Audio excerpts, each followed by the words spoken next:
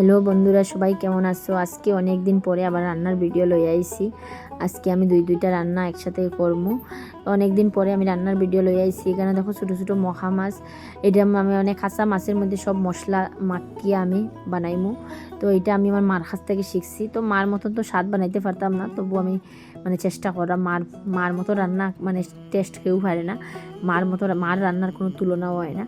তো আমি তবুও মার মতন বানাবার চেষ্টা করছি। তো কেন আমি দেখো সব মশলা পেঁয়াজ রসুন বাটিয়া দিলাইছি, পেঁয়াজ কুচি করিয়াও দিছি, যেটা নর্মাল যেটা মশলা করো তাকে সব আমি দিলাইছি, হলুদ লবণ জিরা মরিচের গুঁড়া সব দিলাইছি। দিয়ে আমি ভালো করে মিক্স করলাম, আর হাতের মধ্যে আমি গ্লাভসও লাগাই দিছি যাতে হাতের মধ্যে জ্বলে না। তো এখানে তেল গরম হয়েছে, আমি দিলাইছি মাছটা পুরো হালকা হাতে নাড়াইলাম যেন মাছটা ভাঙ্গি যাইব পরে। তো নাড়াইয়া আমি দেখো এখানে ডাকিয়াও দিলাইছি। তো আজকে তোমাদের সাথে বন্ধুরা আমি একটা কথা শেয়ার করতে চাই। তো আমি অনেক আগ থেকে ভিডিও বানাই, আমার ভালো লাগতো। আমি রিলস বানাইতাম আগে, আমি ইনস্টাগ্রামে এরকম ব্লগ আমি কোনোদিন বানাইতাম না, আগে এমনি রিলস বানাইতাম। তো অনেক মানুষই আমারে অনেক ধরনের কথা কইতো। যখন আমি ভিডিও বানাইতাম, কেউ সামনে তারা সামনে যারা আমারে কমেন্ট করতো, তারা সামনে যখন আমি বইতাম, তো তারা আমারে হয়তো আমারে তারা উদ্দেশ্য করে আমার নাম লইতো না। তারা হয়তো যারা ভিডিও বানায় তারা ক্যারেক্টার বানায়, তারা স্বভাব চরিত্র বানায়, তারা ক্যারেক্টারলেস ওরকম কথা আমারে হয়তো। তো আমার শুনিয়ে খারাপ লাগতো, কিন্তু আমি কোনোদিন তারা কোনো কথার উত্তর দিছি না। কেননা আমি হইতাম দেখবো তারাও কোনোদিন বানায়নি ভিডিও। তো না, তারপরে এখন দেখা যায় যে না, তারাও ভিডিও বানায় বা তার বাচ্চারাও ভিডিও বানাইয়া ফেসবুকও ছাড়ে, দেখা যায়। তো তারা আমারে আগে এরকম কমেন্ট করতো। তো বন্ধুরা, তোমরাই খুব ভিডিও বানানি খারাপ নি, ভিডিও বা খারাপ কোন সময় যদি কেউ বাজে ভিডিও বানায়, নোংরা ভিডিও বানায়, তাইলে ওটা হলো খারাপ। আমি তো কোনো বাজে ভিডিও বানাই না, আমি এমনি নর্মালি ব্লগ টক বানাই, তারপরে রিলস বানাই, এগুলো তো আমি কোনো বাজে ভিডিও বানাই না। কিন্তু তারা আমার ওরকম কমেন্ট করতো, করতো। কিন্তু এখন দেখা যায় যে না, তারাও ভিডিও বানায়। তো এখানেও দেখো তোমাদের সাথে আমি গল্প করতে করতে আমার মাছের তরকারিটা হয়ে গেছে।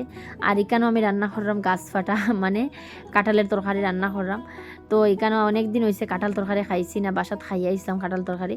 তো ভাবলাম যে কাঁঠাল তরকারি বানাই। তো আমি কোনোদিন কাঁঠাল তরকারি বানাইছি না, আজকে ফার্স্ট টাইম আমি তো কাঁঠাল তরকারি বানাইছি।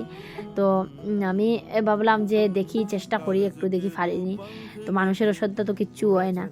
তো এখানেও দেখো আমি কাঁঠালের মধ্যে মাংসের মতন সব মশলা দিলাইছি, দিয়ে আমি মাখি লাইছি। কাঁঠালটা প্রথম আমি একটু বুঝিয়ে দিছি, পাপ দিছি। তারপরে এখানেও দেখো আমি কড়াইয়ের মধ্যে কাঁঠাল তরকারিটা সব মাখিয়ে রাখি দিয়েছি। কাঁঠালটা মাখিয়ে রেখে দিয়েছি। তো এখন তরকারি বইবার লাগে দেখো আমি এখানেও কড়াইয়ের মধ্যে দিয়ে দিলাইছি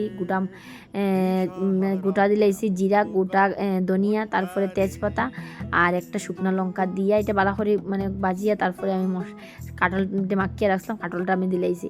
তো কাঁঠালটা দিয়ে আমি ভালো করে মজাই লিমু। আজকে আমি ফার্স্ট টাইম রান্না করছি, জানি না ভালো হইব না, ওরকম ডরাই আমি রান্না করছি। কিন্তু না, কাঁঠালটা খাইতে খুব টেস্ট হয়েছে। বাট একটু যে আনিয়ে যে ফ্রিজের মধ্যে 2-3 দিন রাখে দিছিলাম, এর লাগে কাঁঠালটা একটু মিষ্টি মিষ্টি হয়ে গেছে। তো যাই হোক, খাইতে কিন্তু খুব টেস্ট হয়েছে। তো এখানেও আমি বাজিয়ে রাখা আলুও দিলাইছি। তো তোমরা মনে মনে খোবা যে নিজে রান্না করে আর নিজেই খুব স্বাদ হয়েছে, কিন্তু না, সত্যি স্বাদ হয়েছে।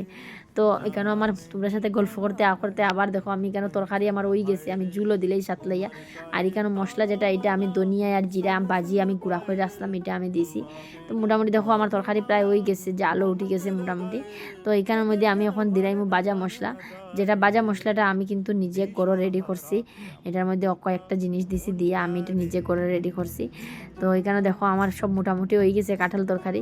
দেখো কারণ আমি বন্ধ করিয়ে রাখে দিমু। খুব সুন্দর হয়েছে কিন্তু তরকারিটা খাইতে। এখানে দেখো আমার কালারটা দেখো, খুব সুন্দর হয়েছে কালারটা, আর খাইতেও খুব টেস্ট হয়েছে।